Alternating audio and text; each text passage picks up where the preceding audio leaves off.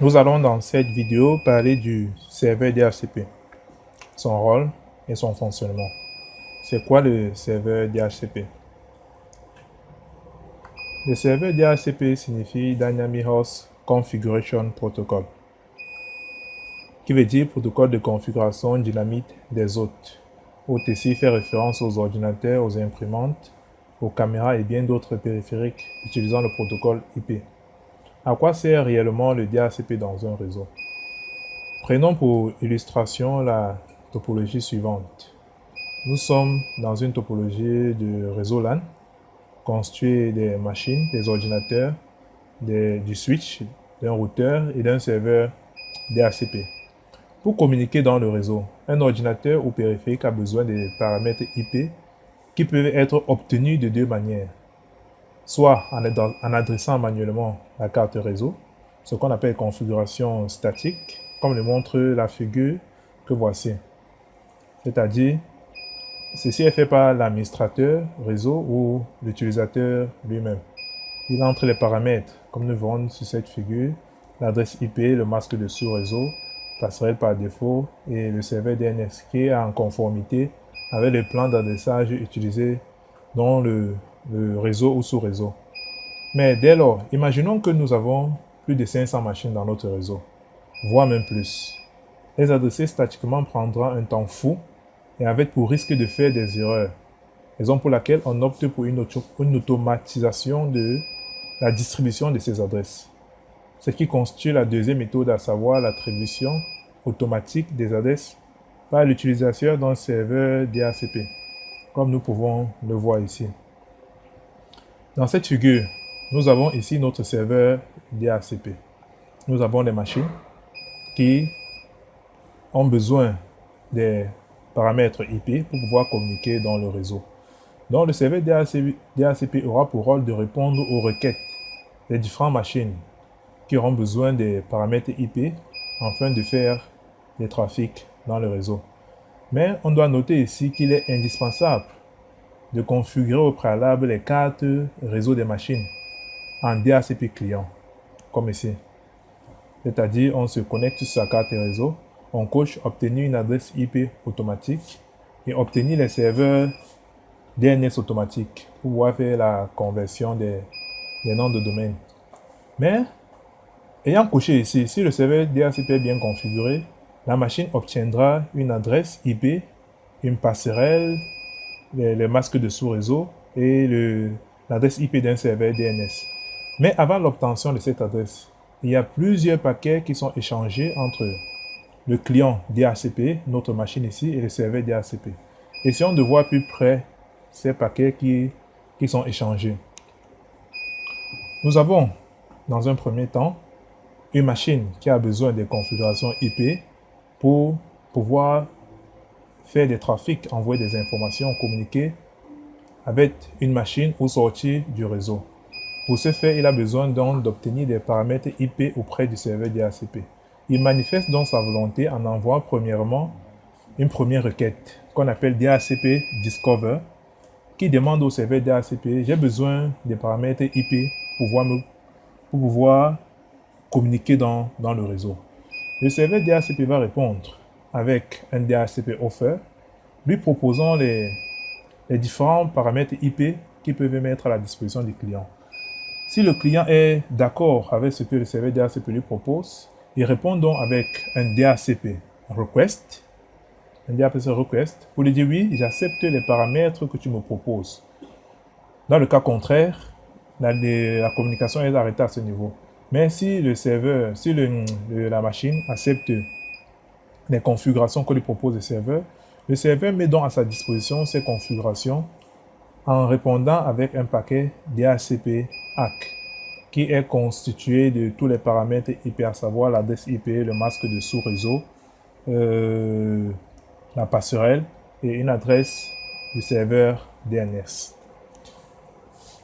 Voici donc ces paramètres. Un exemple d'une machine qui a obtenu une adresse DHCP. Ici, nous avons 192.168.1.100 comme adresse IP, la passerelle 255.255.0. Et le bail. Le bail ici, c'est la durée que le serveur DHCP met à la disposition d'un autre pour pouvoir utiliser une adresse. Ici, nous voyons que le bail va de mercredi 20 novembre au jeudi 21 novembre, donc le bail est de 1 jour. En disant, ayant obtenu les paramètres IP, la machine M1, par exemple, peut transmettre des paquets dans le réseau ou hors du réseau, comme le montre cette figure. La machine M1 que voici peut décider de communiquer avec la machine M2, supposant que la machine M2 aussi a obtenu les paramètres IP en conformité avec le plan d'adressage. Elle peut également faire des trafics hors du réseau grâce à l'adresse IP du serveur DNS que lui a donné le serveur DHCP dans ses paramètres IP. Nous allons essayer à présent de voir les différents paramètres de configuration du serveur DHCP. Dans ces différents paramètres, nous avons le pool d'adresse qui est la plage d'adresse que l'administrateur fixe pour l'attribution des machines au sein du réseau. Nous avons le bail, nous avons le serveur DNS, nous avons la passerelle. Pour mieux assimiler ces notions de pool d'adresse et de bail, utilisons le scénario d'un parking que voici. Disons notre parking est constitué de 15 entrées disponibles, parmi lesquelles 5 sont réservées, à savoir l'entrée 1, 5, 9, 12 et 15. Réservé veut dire que ces entrées de parking sont uniquement pour des personnes occupant des fonctions indiquées sur la plaque qui pourront garer les véhicules à ces entrées-là. On voit bien ici que dans le parking, nous avons 15 entrées disponibles. Or, dans le monde du DHCP, ces 15 entrées disponibles correspondent à une plage d'adresses définie par l'administrateur réseau. Par exemple, la 172.31.1.10 à la 172.31.1.200. Ça fait au total pratiquement 190 adresses disponibles qui peuvent être adressées aux machines au sein du réseau. Dans ces plages d'adresses, on peut donc décider qu'on peut réserver certaines adresses à certaines machines bien spécifiques. Autrement dit, on dit au serveur DHCP, parmi ces plages d'adresses que tu te dois de distribuer aux différents hôtes, nous t'imposons de ne pas donner cette adresse que voici, par exemple 172.31.1.20 ou la 172.31.1.40 à une autre machine quelconque, puisque ces adresses ont été réservées par quelqu'un d'autre. Et on peut également noter qu'il y a une plage d'adresses que voici, la 172.31.1.20 à la 172.31.1.10 et la 172.31.1.201 à 172.31.1.254, qui sont des plages d'adresses qui n'ont pas été mises dans les adresses qui peuvent être fournies aux différents hôtes. C'est une bonne pratique, c'est-à-dire on réserve toujours certaines plages d'adresses qu'on ne distribue pas par DHCP. Ça permet d'attribuer de manière statique à certaines machines clés de notre réseau, par exemple des serveurs, des caméras et bien d'autres. Nous allons essayer de voir réellement ce que c'est que le bail. Essayons de comprendre mieux la notion de bail. C'est quoi le bail? On a dit tantôt, le bail c'est la durée, le temps pendant lequel une machine doit utiliser une adresse après son obtention auprès du serveur.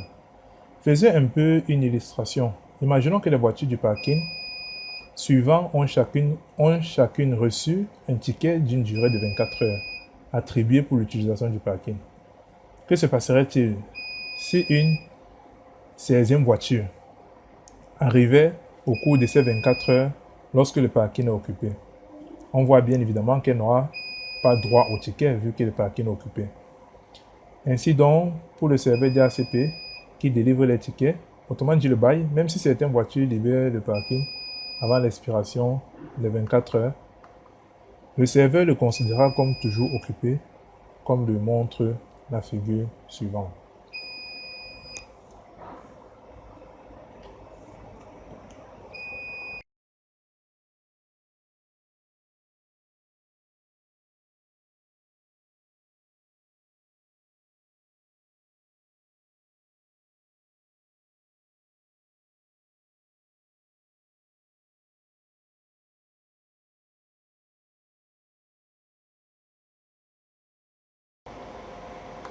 Oui, parlons un peu de la notion de bail.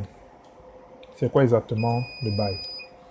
Nous avons dit que le bail est le temps pendant lequel une machine doit utiliser une adresse après son obtention auprès du serveur. Faisons un peu une illustration avec les voitures qui viennent garer dans un parking. Nous avons un parking que voici, construit de 15 entrées.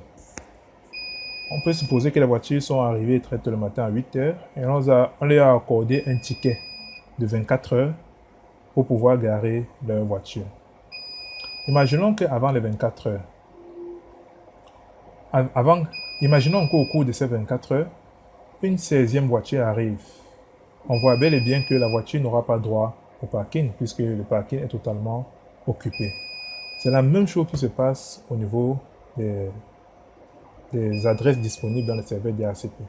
Si les adresses ont totalement été attribuées aux machines, si une machine vient après l'attribution de toutes ces adresses, cette machine n'aura pas d'adresse puisque la plage disponible est totalement occupée.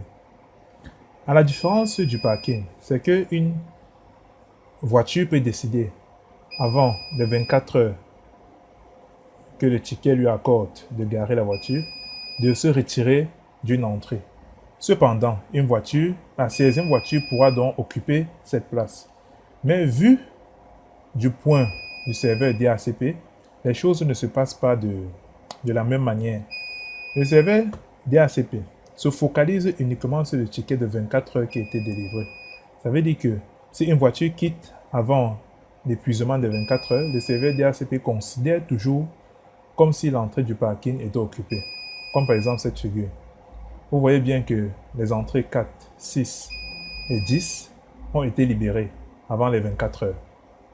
Mais le serveur DHCP ne pourra pas permettre à une autre voiture de pouvoir se garer parce qu'il considère toujours que ces 24 heures sont en cours. Mais il faut attendre l'épuisement de ces 24 heures. Donc voici à peu près ce que la même image vue par le serveur que voici. Donc lui voit cette image-ci comme ceci. C'est-à-dire le parking reste toujours occupé.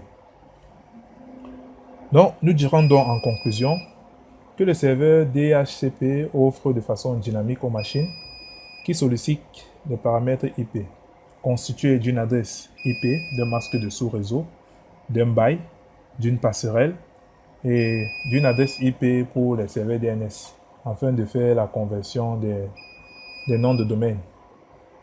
Et nous dirons également que le bail est délivré aux différentes machines pour qu'ils puissent avoir une durée bien limitée pour l'utilisation de cette adresse. Ce qui fait que si une machine obtient un bail de 1 jour ou de 30 minutes, après 30 minutes, le serveur essaie de voir si la machine est toujours connectée au réseau. Si la machine n'est plus connectée au réseau durant ces 30 minutes, le serveur retire cette adresse et le remet dans le réseau pour une utilisation par une autre machine qui sollicite. Mais par contre, si la machine reste toujours dans le réseau après les 30 minutes, elle renégocie encore l'utilisation de la même adresse qui lui a attribuée. Voici en quelque sorte, en résumé, l'utilisation, le fonctionnement, le rôle du serveur DHCP que nous avons expliqué. Nous allons passer maintenant à la pratique dans une prochaine vidéo pour essayer de voir réellement comment on configure le serveur DHCP sur un serveur Windows 2012. Nous vous disons merci et nous vous invitons à vous abonner, à commenter, à partager. Merci.